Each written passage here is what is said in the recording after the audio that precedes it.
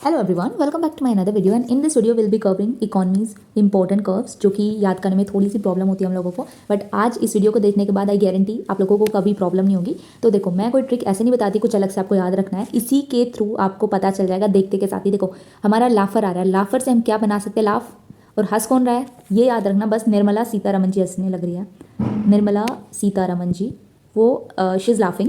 और लाफ क्यों करे, क्योंकि उनके पास पोजीशन कौन सी है, she is the finance minister. तो वहाँ से उनका काम क्या होता है, टैक्स लगाओ और रेवेन्यू, टैक्स लगाओ और रेवेन्यू कलेक्ट करो। तो बस उनका काम ये है। तो निर्मला सीतारमन जी लाफ कर रही है, मतलब हंस रही है वो, और उनका काम क्या है, वहाँ से हम सीधा एसोसिएट कर गए कि टैक्स रेट और टैक्स रेवेन्यू के बीच में है। तो बस इस कर्व को समझाना क्या है, उन्होंने बोला कि एक पॉइंट रहता है, वहाँ तक अगर हम टैक्स रेट को बढ़ाते हैं तो रेवेन्यू बढ़ता है, लेकिन उस पॉइंट के बाद अगर हमने टैक्स रेट को बढ़ाया तो रेवेन्यू हमारा कम होने लग जाएगा। तो इसीलिए यहाँ पे ये डाउन हो रहा है। यहाँ पे इतना क्लियर हो गया आप लोगों को। और अगर ये ट्रिक समझ में आ गई तो कमेंट में एक बार लिख देना कि हमें ट्रिक समझ में आ रही है, जिससे मैं आगे और वीडियो बना पाऊँ। थोड़ा रिव्यू भी मिलना चाहिए ना आप लोगों का। नेक्स्ट कर्व अब यहाँ पे आता है फिलिप कर्व। देखो, इसमें भी आप लोगों को याद करने का कुछ नहीं है, just very simple, very simple, I am saying very simple. इसका देखो यहाँ पे आता है फिलिप करना। अब हमने स्कूल टाइम पे हम पढ़ते थे, एक इंग्लिश में स्टेटमेंट आती थी, fill in the blanks, fill in the blanks, ये आते थे, आप लोगों ने देखा भी होगा। आपको ब्लैंक को फिल करना है, ब्लैंक मतलब यहाँ पे कोई गैप है, ठीक है, ब्लैंक को हमने फिल करना है, कोई गैप है उसको फिल करना है। तो फिल इन, यहाँ से आप लोगों को ये समझ नहीं आ रहा है जो मैंने फिल इन लिख रखा है यहाँ पे, मैं जो हाईलाइट कर रही हूँ, अगर मैं इसको उल्टा कर दूँ तो क्या हो जाएगा, इनफिल। और इनफिल मतलब इन्फ्लेशन, यहाँ से हो गया क्लियर। उसके बाद आता है, अब देखो इंडिया में क्या प्रॉब्लम है, कौन सा गैप है इंडिया में, सभी को पता है, अनएम्प्लॉयमेंट गैप, कि अनएम्प्लॉयमेंट वहाँ पे हमारी, तो वहाँ से हमारा हो गया ये अनएम्प्लॉयमेंट, ठीक है। तो फिल करना है, फिल इन द ब्लैंक्स, इनफिल, इन्फ्लेशन हो गया, और कौन सा गैप है, अनएम्प्लॉयमेंट गैप। इतना क्लियर हो गया एंड यहाँ से आपको ये याद भी हो गया है। तो बस इसमें इतना ही था। देखो यहाँ पे आप कर्व भी देख सकते हो, ये इन्फ्लेशन रेट है एंड यहाँ पे अनएम्प्लॉयमेंट रेट है। यहाँ पे बोल रखा है कि जैसे इन्फ्लेशन हमारी बढ़ती है तो हमारा अनएम्प्लॉयमेंट रेट कम होता है, लेकिन इन्फ्लेशन हमारी घटती है तो अनएम्प्लॉयमेंट, हाई अनएम्प्लॉयमेंट हो जाती है। जैसे यहाँ पे कम है तो यहाँ पे हाई, हियर इट इज़ 6% के आसपास है। और अगर ये कम होता है तो हमारा इधर, और अभी करंट में कुछ 4.8% है, दिसंबर 2025 का डेटा है ये हमारा। तो यहाँ से फिलिप कर्व हो गया हमारा। उसके बाद हम देखते हैं नेक्स्ट के, तो next curve is Lorentz curve. देखो, इसमें भी ना कुछ याद करने का नहीं है, जैसे उन सबका मैंने बताया था।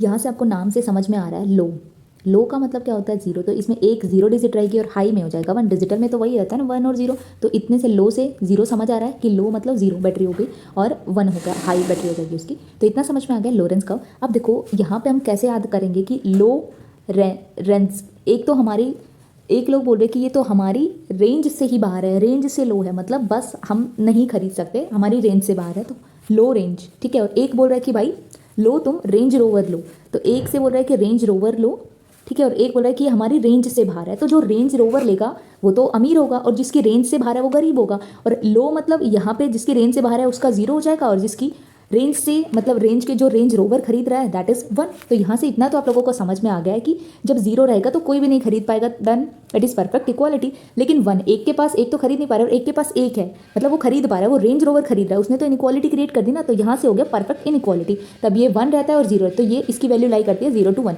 यहाँ पे आप लोगों को समझ में आ गया होगा कि ये किसके बारे में बता रहा है। तो wealth distribution talks about income inequality. यहाँ पे मैंने बता दिया कि एक की तो रेंज से बाहर है और एक रेंज रोवर खरीद रहा है, तो ऑब्वियसली इनकम इनइक्वालिटी है, तभी तो एक की रेंज से बाहर हो जा रहा है और एक की अबव द रेंज हो रहा है, वो रेंज रोवर खरीद रहा है। समझ में आ गया, लॉरेंज कर्व यहाँ से आप लोगों को क्लियर हो गया है।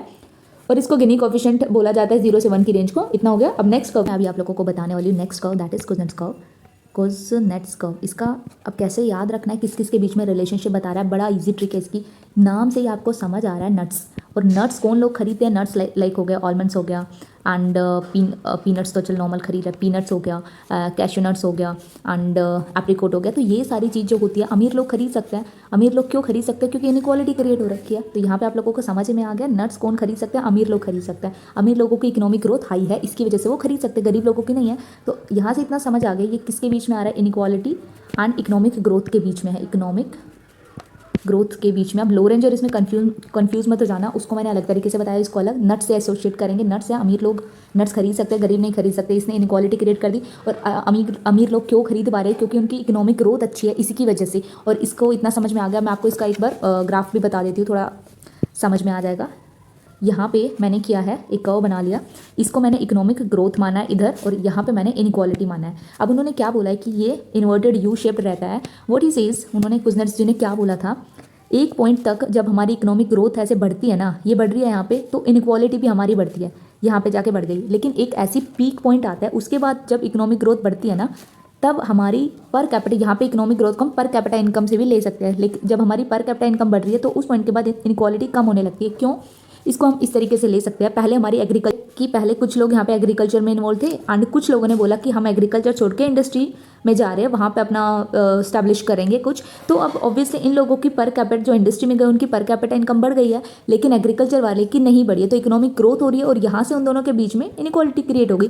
एक पॉइंट पे आएगा तब यहाँ से एग्रीकल्चर से शिफ्ट, मतलब पूरा का पूरा जब इंडस्ट्रियलाइजेशन हो जाएगा तब क्या होगा, इनकी भी इनकम इतनी हो जाएगी और इनकी भी। तो उस पॉइंट पे इकोनॉमिक ग्रोथ तो बढ़ रही है ऑब्वियसली, लेकिन इनक्वालिटी वहाँ से कम होना स्टार्ट हो जाएगी। आप लोगों को ये समझ आ गया? मैप मैंने थोड़ा पिचड़ बिलाव बना दिया, आई एम सॉरी। ओके, चलो इतना कर लेते हैं। आई होप आप लोगों को क्लियर है कुछ कर्व। चलो कमेंट में लिख दो।